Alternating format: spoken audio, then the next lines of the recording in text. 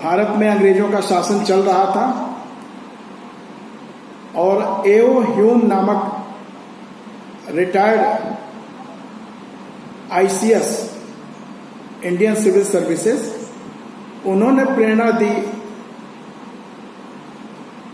जिसमें गांधी जी और बहुत से लोग सम्मिलित थे। उनको कहा कि आप लोग अपनी बात रखने के लिए और आगे व्यवस्था में हिस्सा लेने के लिए आपको अपना एक दल बनाना चाहिए, एक प्लेटफॉर्म बनाना चाहिए। और उनकी प्रेरणा से कांग्रेस, ऑल इंडिया कांग्रेस करके जो है ये टीम बनाई गई 1885 में। और शुरुआती अध्यक्ष एओ ह्यूम जी थे और कालांतर में ये दल राजनीतिक दल बन गया। तो आइए हम इसके ऊपर बात करते हैं। इस पार्टी की स्थापना 1885 में एओ ह्यूम, एलन ऑक्टेवियन ह्यूम ने की थी, जिसे लोकप्रिय रूप से एओ ह्यूम के नाम से जाना जाता है। यह दुनिया की सबसे पुरानी राष्ट्रीय राजनीतिक पार्टियों में से एक है और भारत के स्वतंत्रता संग्राम में सबसे आगे रही है। अब भारतीय राष्ट्रीय कांग्रेस की विचारधारा क्या है, यह हम सभी को समझना चाहिए, क्योंकि मनुवादी और क्या क्या लोग कह के प्रचार करते हैं। कोई दिक्कत नहीं है, कोई कैसे प्रचार करता उससे नहीं मतलब है। पक्ष और विपक्ष की विचारधाराएं चलती हैं। तो पार्टी की विचारधारा सामाजिक समावेश, राष्ट्रीय एकता और लोकतंत्र पर आधारित है। राष्ट्रीय एकता, भारत की राष्ट्रीय एकता कांग्रेस का प्राथमिक लक्ष्य था। पार्टी का मानना था कि एक मजबूत और एकजुट भारत ब्रिटिश शासन का सामना करने और स्वतंत्रता प्राप्त करने में सक्षम होगा। सामाजिक समावेश, कांग्रेस सामाजिक समावेशन के लिए भी प्रतिबद्ध थी। पार्टी का मानना था कि जाति या धर्म की परवाह किए बिना समाज के सभी वर्गों को समान अधिकार और अवसर दिए जाने चाहिए। आत्मनिर्भरता, कांग्रेस ने आत्मनिर्भरता की वकालत की और इस विचार की कि भारत को आत्मनिर्भर होना चाहिए और विदेशी सहायता पर निर्भर नहीं रहना चाहिए। पार्टी का मानना था कि भारत अपने उद्योगों और कृषि को विकसित करके इस लक्ष्य को प्राप्त कर सकता है। 20वीं सदी की शुरुआत में, यानी 20वीं सदी की शुरुआत जब हम बोलते हैं तो 1901 हो जाता है। भारत में कांग्रेस एक शक्तिशाली राजनीतिक ताकत थी। जो भी साथी बात कर रहे हैं वो अपना माइक ऑफ करके रखें। राष्ट्रीय एकता, सामाजिक समावेश और आत्मनिर्भरता की पार्टी की विचारधारा ने भारत के इतिहास की दिशा तय करने में मदद की। इन आदर्शों के प्रति कांग्रेस की प्रतिबद्धता आज भी भारतीय राजनीति का एक महत्वपूर्ण हिस्सा बना हुआ है। कांग्रेस के मुख्य उद्देश्य, भारतीय राष्ट्रीय कांग्रेस की स्थापना 1885 में लंदन में रहने वाले शिक्षित भारतीयों में से एक समूह के द्वारा की गई थी और इसके उद्देश्य निम्नलिखित थे: राष्ट्रीय एकता को बढ़ावा देना और भारत को ब्रिटिश औपनिवेशिक शासन से मुक्ति दिलाना। कांग्रेस सामाजिक समावेशन के लिए भी प्रतिबद्ध थी और निम्न वर्गों के उत्थान तथा शिक्षा को बढ़ावा देने की दिशा में काम करती थी। समाज के वंचित वर्गों के उत्थान के लिए कार्य करके सामाजिक समावेशन को बढ़ावा देना। कांग्रेस ने महिलाओं और अल्पसंख्यक समुदायों के अधिकारों के लिए भी लड़ाई लड़ी। भारत की सांस्कृतिक विरासत को संरक्षित करना और बढ़ावा देना। अपने शुरुआती वर्षों में कांग्रेस शिक्षित भारतीयों के लिए ब्रिटिश औपनिवेशिक शासन के खिलाफ अपनी शिकायतें व्यक्त करने का एक मंच था। जैसे जैसे कांग्रेस की ताकत बढ़ती गई, वह स्वतंत्रता के लिए राष्ट्रीय आंदोलनों में अधिक सम्मिलित होती गई। भारतीय स्वतंत्रता संग्राम में कांग्रेस ने महत्वपूर्ण भूमिका निभाई और भारत को स्वतंत्रता दिलाने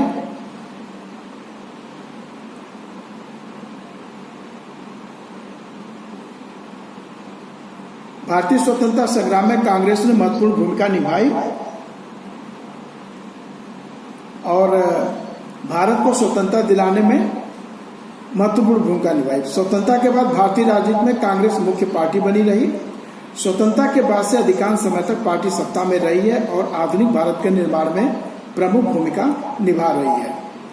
कांग्रेस हमेशा से ही राष्ट्रीय स्तर पर लोकप्रिय पार्टी रही है और इसकी विचारधारा समय के साथ विकसित हुई है। कांग्रेस में जो विचारक थे उन्होंने लोकतंत्र के बारे में क्या कहा, डेमोक्रेसी, ये जो इसकी विचारधारा है। पंडित जवाहरलाल नेहरू कहते हैं लोकतंत्र अच्छा है। मैं ऐसा इसलिए कह रहा हूं क्योंकि अन्य प्रणालियां इससे भी बदतर हैं, इसलिए हमें लोकतंत्र को स्वीकार करने के लिए मजबूर होना पड़ता है। इसमें अच्छी बातें भी हैं और बुरी भी, लेकिन सिर्फ यह कहना कि लोकतंत्र सभी समस्याओं का समाधान कर देगा पूरी तरह से गलत है। समस्याओं का समाधान बुद्धि और कड़ी मेहनत से होता है। आइए, बाबा साहब अम्बेडकर ने क्या कहा? लोकतंत्र केवल सरकार का एक रूप नहीं है, यह मुख्य रूप से एक साथ रहने का तरीका है, संयुक्त संचारित अनुभव है। लोकतंत्र अनिवार्य रूप से हमारे साथी मनुष्यों के प्रति सम्मान और श्रद्धा का एक दृष्टिकोण है। डॉक्टर सर्वपल्ली राधाकृष्णन क्या कहते हैं? लोकतंत्र कुछ विशेषाधिकार प्राप्त लोगों की नहीं, बल्कि हर इंसान की आध्यात्मिक संभावनाओं में विश्वास है। इंदिरा गांधी जी ने 2010 में नहीं बल्कि 10वें इंदिरा गांधी सम्मेलन में श्रीमती सोनिया गांधी ने क्या कहा था? सोनिया जी ने कहा था 2010 में, आज वे देश जहां लोकतंत्र का जन्म हुआ वे सभी भारत से बहुत समृद्ध हैं और संदेहवादी कह सकते हैं कि भारत के लिए सामाजिक लोकतंत्र के बारे में बात करना बहुत जल्दी है। यह बात समझ से परे है। एक के बाद एक देश जहां सामाजिक लोकतंत्र ने जड़ें जमाई, उनके लिए यह एक बार उनके कल का सपना था। इसे कई पीढ़ियों में ईंट दर ईंट जोड़कर बनाया गया। आर्थिक विकास से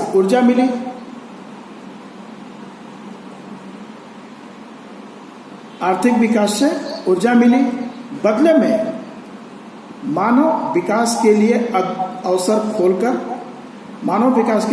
खोलकर सामाजिक सामंजस्य और एकजुटता का निर्माण करके और बौद्धिक और राजनीतिक आम सहमति का ढांचा प्रदान करके इसने आर्थिक विकास को प्रोत्साहित और बनाए रखा।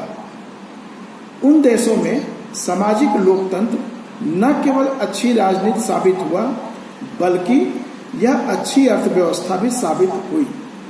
इसने राज्य व्यवस्था और श्रम को एक साझा दृष्टिकोण की खोज में एक साझा मंच पर लाया।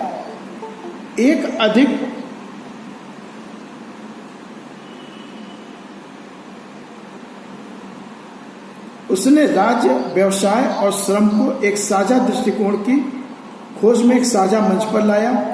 एक अधिक सम्मान, अधिक देखभाल करने वाले समाज का दृष्टिकोण। ये श्रीमती सोनिया गांधी जी ने 2010 में कहा था। अब आइए, सामाजिक न्याय के ऊपर कांग्रेस की क्या अवधारणा है, उसके क्या विचार हैं। महात्मा गांधी क्या कहते हैं सामाजिक न्याय के बारे में? यह कहना कि कोई भी मनुष्य अपने जन्म के कारण अछूत, अगम्य या अदृश्य हो जाता है, ईश्वर को नकारना है। जब तक, बाबा साहब अम्बेडकर क्या कहते हैं, जब तक आप सामाजिक स्वतंत्रता प्राप्त नहीं कर लेते, तब तक कानून द्वारा प्रदान की गई कोई भी स्वतंत्रता आपके लिए बेकार है। स्वतंत्र होने के लिए महिला को खुद को स्वतंत्र महसूस करना चाहिए।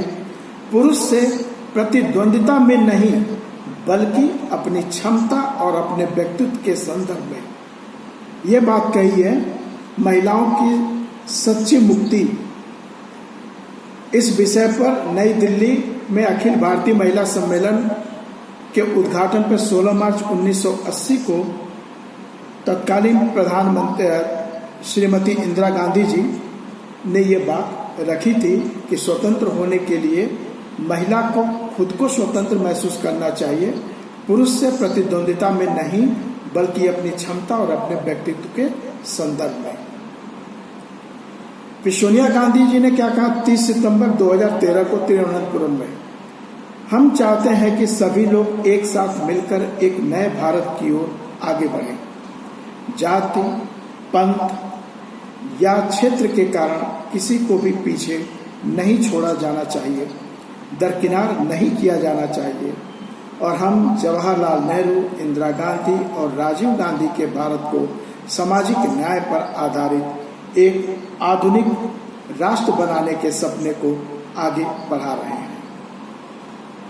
राहुल गांधी जी ने ग्वालियर में अपने भाषण के दौरान 17 अक्टूबर 2013 को क्या कहा है?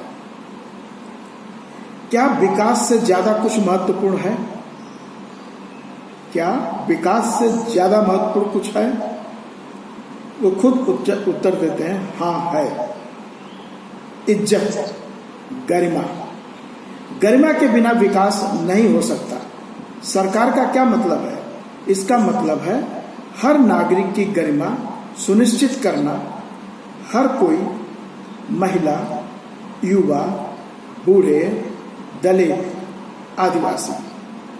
तो आप देखिए राहुल गांधी की सोच ऐसा नहीं है कि भारत जोड़ो न्याय यात्रा से में आई है। सामाजिक न्याय की बात वो शुरू से कर रहे हैं। अभी 2013 यानी कि आज के 11 साल पहले से उन्होंने ये बात की। अब भारत जोड़ो न्याय यात्रा से उन्होंने इसको प्रैक्टिकली महसूस किया। समावेशी विकास। अब समावेशी विकास के ऊपर कांग्रेस की क्या विचारधारा है? महात्मा गांधी क्या कहते हैं?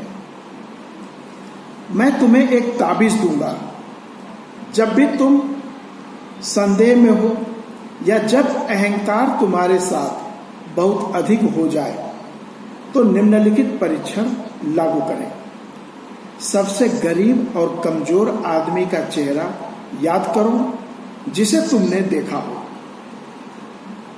और खुद से पूछो, क्या तुम जो कदम उठाने जा रहे हो वह उसके किसी काम का होगा? क्या इससे उसे कुछ हासिल होगा?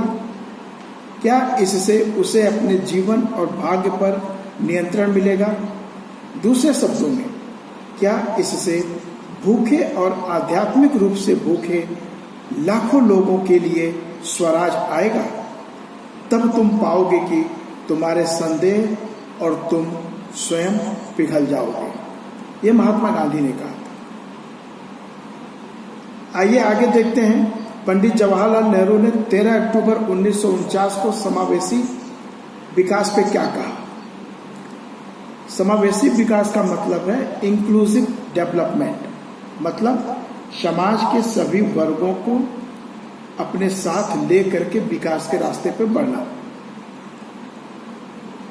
नेहरू जी कहते हैं, हमने राजनीतिक स्वतंत्रता प्राप्त कर ली है, लेकिन हमारी क्रांति अभी पूरी नहीं हुई है और अभी भी प्रगति पर है, क्योंकि जीने और खुशी की तलाश करने के अधिकार के आश्वासन के बिना राजनीतिक स्वतंत्रता, जो केवल आर्थिक प्रगति ही ला सकती है, कभी भी लोगों को संतुष्ट नहीं कर सकती। इसलिए हमारा तत्काल कार्य हमारे लोगों के जीवन स्तर को ऊपर उठाना है, राष्ट्र के आर्थिक विकास के रास्ते में आने वाली सभी बाधाओं को दूर करना है।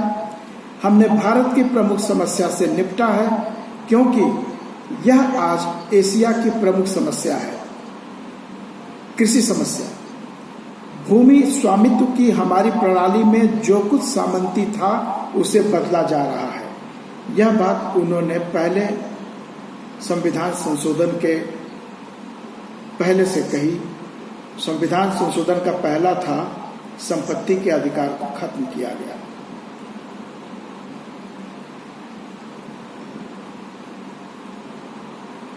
भूमि स्वामित्व की हमारी प्रणाली में जो कुछ सामंती था उसे बदला जा रहा है ताकि खेती का फल मिट्टी के किसान को मिले और वह उस भूमि पर सुरक्षित रूप से कब्जा कर सके जिस पर वह खेती करता है।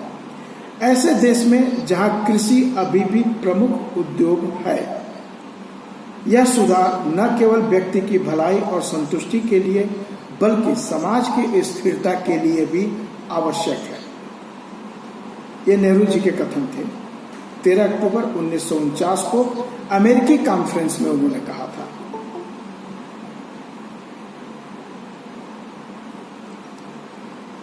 लाल बहादुर शास्त्री जी ने क्या कहा है समावेशी विकास पर?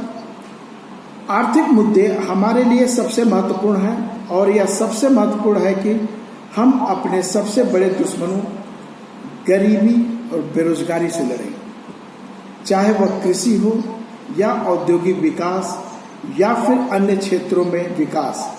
मूल तथ्य यह है कि इससे हमारे लोगों की सबसे बड़ी संख्या को लाभ होगा। ये लाल बहादुर शास्त्री के विचार थे। राजीव गांधी जी ने क्या कहा है उसको सुने। विकास का मतलब कारखानों, बांधों और सड़कों से नहीं है। विकास का मतलब लोगों से है। इसका लक्ष्य लोगों की भौतिक, सांस्कृतिक और आध्यात्मिक संतुष्टि है। विकास में मानवीय पहलू सर्वोच्च मूल्य का है। आपको मालूम है कि राजीव गांधी एक पायलट भी थे और जब इंदिरा जी का असोसिएशन हुआ उसके बाद उनको कार्यवाहक प्रधानमंत्री के रूप में लिया गया और वो प्रधानमंत्री बने। फिर देखिए उनकी तब की सोच थी कि विकास क्या है। विकास बांध, सड़क, कारखानों से नहीं है। उनका मतलब है कि व्यक्ति की यानी लोगों की भौतिक, सांस्कृतिक और आध्यात्मिक संतुष्टि। आइए राहुल गांधी जी ने क्या कहा 17 अक्टूबर 2013 को। हम संसद और विधानसभाओं में अधिक युवा, महिलाएं, आदिवासी चाहते हैं। हम चाहते हैं कि व्यवस्था को साफ करने के लिए अधिक युवा राजनीति में शामिल हों। हम युवाओं को सशक्त बनाए बिना विकास हासिल नहीं कर सकते। हमारा देश तभी तेजी से आगे बढ़ेगा जब हमारे पास कानून बनाने वाले अधिक युवा और महिलाएं होंगी। अब आइए सेक्युलरिज्म पे बात करते हैं, धर्मनिरपेक्षता। ये सब हम आपको कांग्रेस की विचारधारा के अंदर बता रहे हैं। महात्मा गांधी ने क्या कहा? यंग इंडिया 19 जनवरी 1928 में उन्होंने लेख लिखा था। उसमें कहा था उन्होंने, मैं बहुत पहले ही इस निष्कर्ष पर पहुंच गया था कि सभी धर्म सत्य हैं और साथ ही सभी में कुछ त्रुटियां भी हैं। जब मैं अपने धर्म को मानता हूं तो मुझे अन्य धर्मों को भी हिंदू धर्म जितना ही प्रिय मानना चाहिए। हमारी अंतरतम प्रार्थना होनी चाहिए कि एक हिंदू एक बेहतर हिंदू बने, एक मुसलमान एक बेहतर मुसलमान बने, एक ईसाई एक बेहतर ईसाई बने। तो गांधी जी का जो धर्मनिरपेक्षता था, इसको सकारात्मक धर्मनिरपेक्ष करते हैं कि सभी अपने धर्मों का पालन करें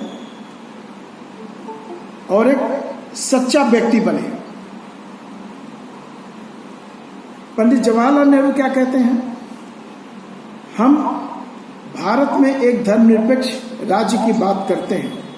शायद हिंदी में धर्मनिरपेक्ष के लिए एक अच्छा शब्द खोजना भी बहुत आसान नहीं है। कुछ लोग सोचते हैं कि इसका मतलब धर्म के विपरीत कुछ है।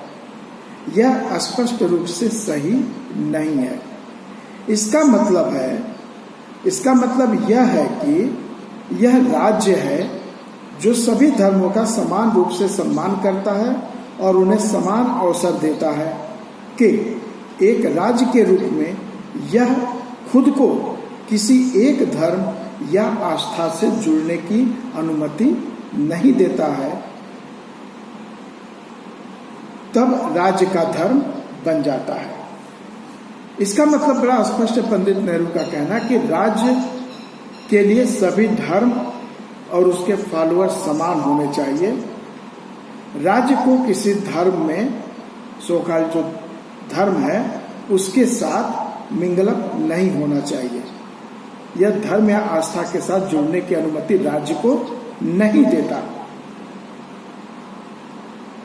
इंदिरा गांधी जी ने क्या कहा? 22 दिसंबर 1967 को संसद में कहा उन्होंने, धर्मनिरपेक्षता और लोकतंत्र हमारे राज्य के दो स्तंभ हैं जो हमारे समाज की नींव है।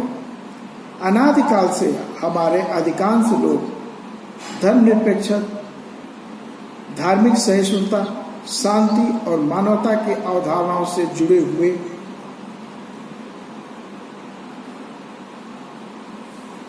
हैं।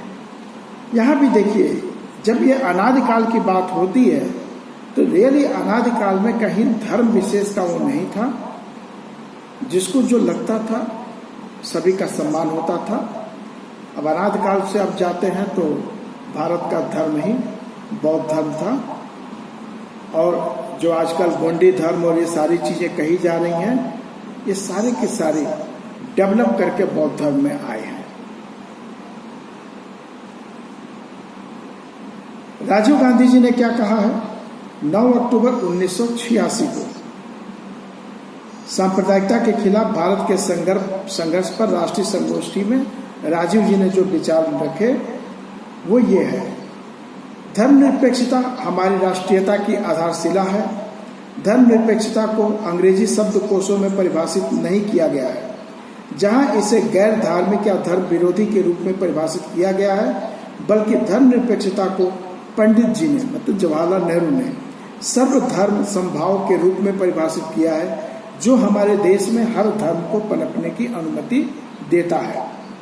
हर समुदाय, हर जाति, हर भाषाई समूह को पनपने, समृद्ध होने और विकसित होने की स्वतंत्रता दी जानी चाहिए। फिर भी उन्हें एक भारत, एक एकीकृत भारत में पिरोया जाना चाहिए। भारत केवल एक भौगोलिक अभिव्यक्ति या एक राजनीतिक इकाई नहीं है। भारत हजारों साल पुराना है। सीमाएं बदल गई हैं, राजनीति बदल गई है, लेकिन फिर भी भारत भारत ही रहा है। यह सोच है, यह विचार है, यह एक आंतरिक आध्यात्मिकता है जो भारत को बनाती है। आइए नेशनलिज्म पर बात करते हैं, राष्ट्रवाद पर। कांग्रेस की विचारधारा राष्ट्रवाद के ऊपर क्या है? पंडित जवाहरलाल नेहरू ने 12 मार्च 1931 को महात्मा गांधी के दांडी मार्च में शामिल होने के लिए लोगों से आग्रह किया था।